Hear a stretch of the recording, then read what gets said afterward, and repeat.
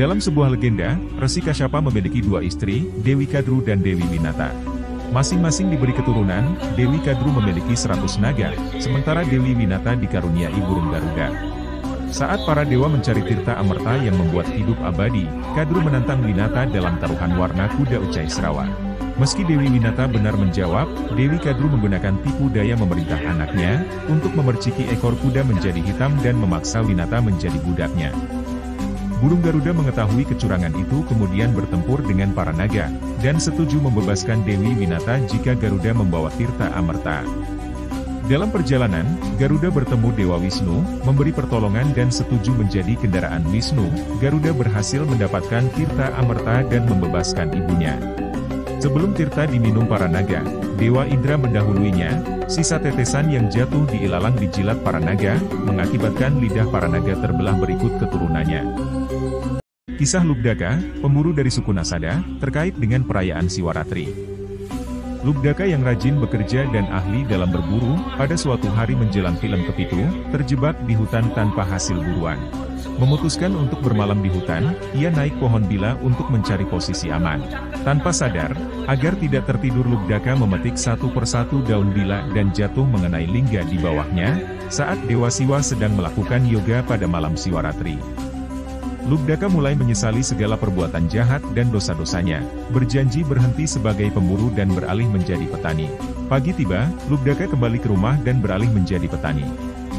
Namun, penyakit akibat pekerjaan baru menyebabkan kematiannya. Setelah meninggal, roh Lubdaka hendak dibawa ke neraka, tetapi Dewa Siwa memutuskan bahwa Lubdaka yang menyesal sepanjang malam Siwaratri berhak mendapatkan pengampunan. Akhirnya, roh Lubdaka dibawa ke Siwaloka sebagai bentuk penebusan. Perang Puputan Badung 1906, dipimpin oleh Raja Badung VII, I Gusti Ngurah Made Agung, menjadi tanda perlawanan bersejarah masyarakat Bali terhadap penjajah Belanda. Dipicu oleh kandasnya kapal Belanda dan penolakan Raja Badung membayar denda, perang ini mencapai puncaknya pada 20 September 1906.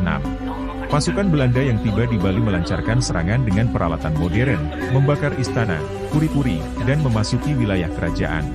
Dalam kondisi terdesak, Raja Badung memilih Puputan sebagai bentuk perlawanan habis-habisan.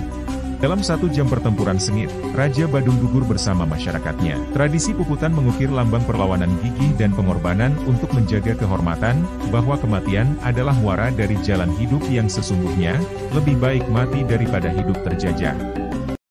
Kalerau adalah raksasa menakutkan dengan kesaktian melebihi para dewa, bermukim di bumi Bali Dwipa. Karena perbuatannya, tubuhnya terbagi menjadi 2, hanya berwujud kepala tanpa badan. Dikisahkan Kalerau menyimpan dendam pada Dewi Ratih atau Dewi Bulan, karena cintanya telah ditolak, dan akan menyerang kerajaan Wisnuloka. Untuk melindungi kerajaan, Dewa Wisnu membagikan tirta amerta, menghindarkan para dewa dari kematian, saat serangan Kalerau.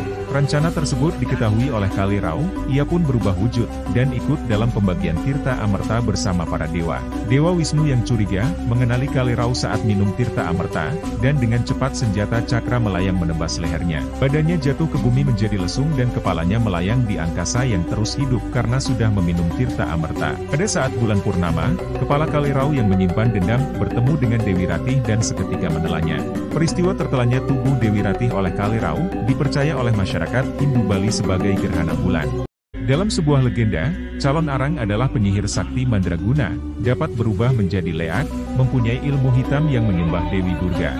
Calon arang mempunyai seorang putri yang cantik bernama Ratna Manggali, tidak memiliki pelamar karena reputasinya yang menyeramkan. Dalam kemarahannya, calon arang menyebarkan penyakit, mengakibatkan kondisi kacau balau tak terkendali akibat serangan wabah atau gerubu. Melihat hal ini, Raja Airlangga akhirnya mempunyai siasat, meminta Empu Bahula untuk menikahi Ratna Manggali dengan harapan menghentikan teror calon arang. Setelah pernikahan besar dilakukan, Empu Bahula menyadari kesaktian calon arang berasal dari kitab sihir. Dengan siasat, Empu Bahula mencuri kitab tersebut dan menyerahkan pada gurunya, Empu Baradah.